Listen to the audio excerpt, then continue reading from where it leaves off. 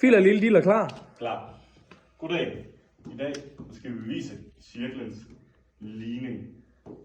Hvad beviste du i går? Vi har Du siger, i dag skal vi bevise. Ja. Vi har centrum C,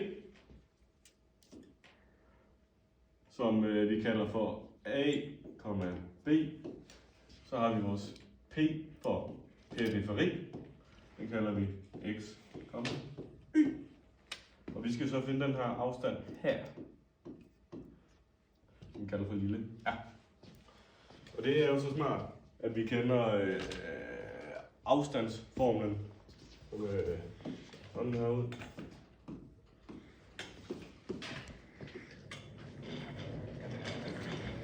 Så tager vi A minus X plus i anden plus B minus Y i anden.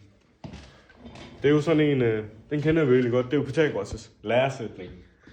Det er jo så smart, at i stedet for CP, så kan vi jo skrive R her.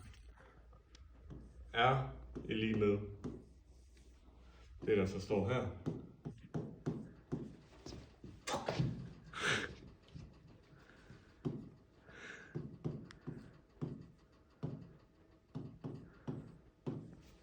Det ser jo rigtig flot ud, men der mangler ligesom noget. Det her, det er alt for besværligt med en kvadratrude. Og det er i øvrigt heller ikke cirklens ligning.